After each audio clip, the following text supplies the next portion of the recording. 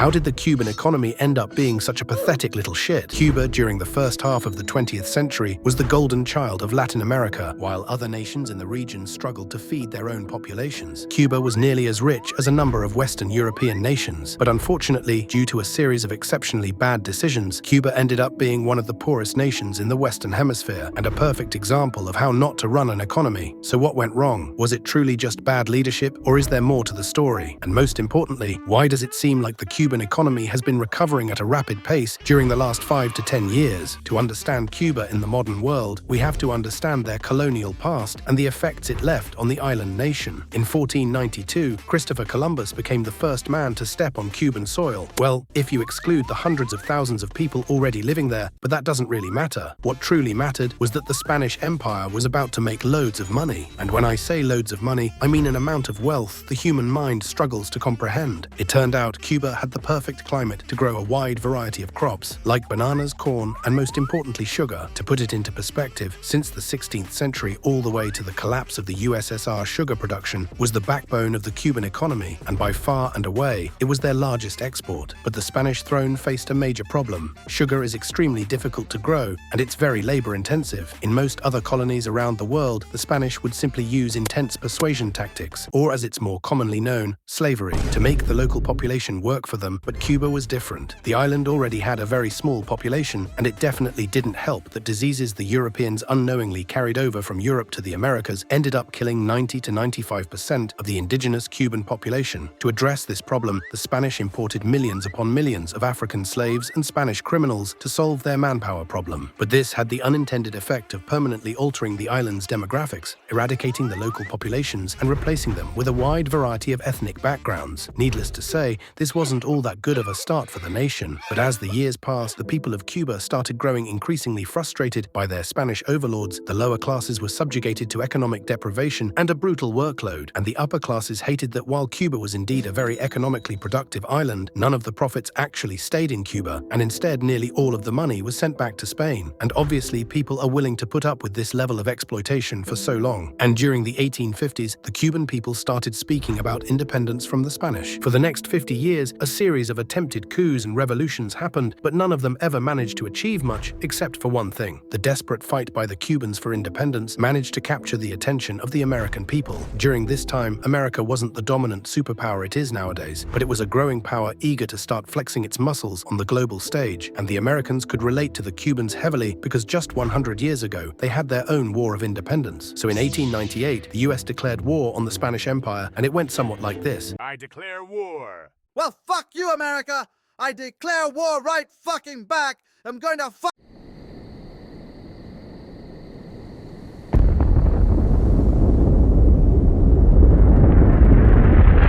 The war ended in an overwhelming American victory right after the Cubans received their well-deserved independence, and everyone lived happily ever after. Actually, that was a lie. In life, you never get anything for free, and the Cubans realized that very quickly. While America did feel morally obligated to support Cuba in its fight against tyranny, America also felt that Cuba was in dire need of some democracy. Cuba in reality wasn't free but entirely controlled by America. Washington dictated Cuba's foreign policy. They intervened in the nation's internal affairs a little more than they should, and every time anyone spoke about kicking out the Americans, all of a sudden he just magically disappeared. But by far and away the worst was economic exploitation. Wealthy American business people were basically in charge of the entire economy, and Cubans became second-class citizens in their own nation. But I do have to give some credit to the Americans. From 1902 to 1959, the standard of living did indeed increase slightly. Cuba's GDP increased drastically. They became the world's largest sugar producers. Major discoveries of natural resources significantly helped the economy, and most importantly, the nation became much more stable, and the nation's institutions were improved significantly. But unfortunately, this was mostly an illusion. While on paper the nation was doing impeccably well and was growing at an incredible pace, most of the benefits only impacted the wealthy American elite of the island, like the people that own tourist resorts and sugar plantations. So as you can expect, the Cubans once again started protesting for independence, but this time it was for complete independence. And while the Americans started decreasing the control they exerted on Cuba,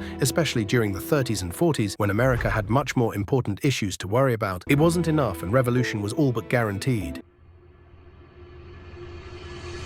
This is the part where the man, the myth, the legend comes in. Fidel Castro himself. Fidel's life was quite complicated to say the least. He was born in 1926 in rural Cuba to an immensely wealthy man. Ángel Castro y Argiz migrated to Cuba in the early 20th century and immediately started building up his empire. In just a few decades, he created one of the largest sugarcane plantations in Cuba. But unfortunately, his relationship with his son was much less successful. While Castro respected his father's dedication and work ethic, he absolutely hated the capitalistic values he represented and had very different political beliefs than him, which eventually led to them having a very strenuous relationship. It's not exactly clear when or why Castro started developing his anti-Western and anti-capitalistic views, but what we definitely know is that his time in university played a major role in his radicalization, and eventually, due to those political beliefs, he would try to take over Cuba multiple times unsuccessfully, with his most notable attempt being his failed attack on the Moncada barracks in 1953, which got him arrested and imprisoned. While in jail, he refused to give up on his political aspirations, and he still dreamed of creating a communist utopia in Cuba. And fortunately for him, due to public pressure, the Cuban government was forced to lower his sentence from 15 years to less than 3, and he was a free man after 1955. He immediately escaped to Mexico and started plotting his takeover. Over the next few months, he gathered a group of 82 revolutionaries, put them all on a boat, and sailed right back to Cuba. While the revolution looked very unlikely to succeed initially, primarily because most of the 82 men were killed or captured by the Cuban government within the first few days. As time passed, Fidel recruited more and more of the rural population to his side, and eventually, in 1959, he managed to kick out the previous Cuban dictator. The initial American response to everything going on in Cuba basically was hope and pray for the best. While the US did have ties with the current dictator, America over time grew more and more dissatisfied with Batista, mainly because after regaining power, he started doing a naughty little thing called brutally murdering his opposition. At the same time, Castro knew damn well the millisecond the word communism left his lips, an American SR-71 would instantly vaporize everything within 30 square kilometers of his position. So he instead used an advanced persuasion tactic called lying. He simply did not publicly disclose his anti-Western values until after he took over Cuba. But regardless, the USA still tried to assassinate him about 12 quadrillion different times, with none of them being successful. But while overthrowing the government and avoiding assassination plots from the US government was easy for him, actually governing over the nation he just took over was quite difficult for him. During the initial years of his reign, crime rates exploded, the economy contracted, hundreds of thousands fled the island, taking with them massive amounts of capital and their skill set. And probably the most important change he implemented were land reforms. He divided all the land of the nation equally among the population. For example, he gave 50 square meters of farmland to John, 50 to Helen, 50 to George, a 372,000 square meter mega villa to his good friend Alex, and also 50 square meters of farmland to Carolina. He was a stereotypically incompetent communist leader, and by far and away the most important problem he created were US sanctions. Before Castro came into power, America wasn't just a major trading power for Cuba, but basically the only trading partner that mattered for them. And once sanctions were applied, the economy was devastated. But fortunately for Castro, he still had one extra card up his sleeve: the USSR. At the time, the Soviets were quite skeptical of Castro. While obviously they were happy another nation in the world fell to communism, they weren't sure they could trust Castro entirely, and to avoid pissing off the Americans, initially they distanced themselves from Cuba. But Castro happened to have two things the Soviets desperately wanted. The first was a massive amount of sugar, which the Soviets needed to feed their massive population, and secondly, Cuba happens to be the perfect location to set up thermonuclear weapons that are aiming at the US mainland. So the Soviets, understanding the strategic importance of Cuba, decided to support them financially, and eventually they would even attempt to place nukes on Cuban soil. And as most of you already know, this escalated to the Cuban Missile Crisis, or as it's more commonly known, the time we nearly blew up the entire fucking world for absolutely no reason. The crisis is very complicated and deserves a video of its own, but to drastically oversimplify, the Soviets were angry the Americans had placed nukes in Turkey, and the Americans were mad the Soviets had placed nukes on Cuba. And after threatening to blow each other up 67 different times, they both agreed nuclear Armageddon wasn't all that good of an idea and decided to chill the fuck out. But regardless, the Soviets kept up support for Cuba up until the 90s, when the USSR suffered from a strong case of not existing anymore and Cuba was left alone on the global stage. Life in Cuba in the modern world is quite weird. Because of the disastrous communist policies, the difference in financial compensation between a garbage man and a licensed neurosurgeon is basically non-existent. They are equally impoverished. On the other hand, people that work in tourism or hospitality oftentimes happen to receive tips, which creates a weird society where a taxi driver is a more prestigious occupation than a lawyer. And needless to say, the black market in Cuba is massive. But instead of selling drugs or weapons, in Cuba's black markets they sell basic commodities and medical supplies so that average everyday Cubans can provide for their families. While I understand the economic situation in Cuba sounds worse worse than Taylor Swift's newest album, the nation's economic outlook has improved dramatically in recent years. Firstly, relations with the Republic of McDonald's, more commonly known as the United States of America, have gotten a little better. During 2012, Obama became the first American president to step on Cuban soil in over 100 years, and he even went as far as removing a large quantity of sanctions that had been placed on the island. But unfortunately, this didn't last long, due to Trump and Biden reinstating the sanctions on Cuba. But at the very least, it's a step in the right direction. But by far and away, the biggest change is the legalization of private businesses in Cuba. As of 2021, small businesses have the right to register as legal entities and employ as many as 100 workers, which completely overhauled the Cuban economy, with recent estimates suggesting that more than 50% of all workers are being employed in the private sector, and the results of those changes are very clear. The nation's economy has exploded, international corporations are entering the Cuban economy in large numbers, and the standards of living have indeed increased. But let's be real, Cuba isn't some perfect little paradise full of angels. It's still an exceptionally poor nation, with a wide array of economic and social issues, like low fertility rates, massive rates of immigration, an unstable political scene, and most importantly, lack of stable institutions. But personally, I am still very excited to see where the Cuban economy is headed in the future. Please subscribe to the channel, because my entire sense of self-esteem comes from the number of subscribers I get, and have a great rest of your day.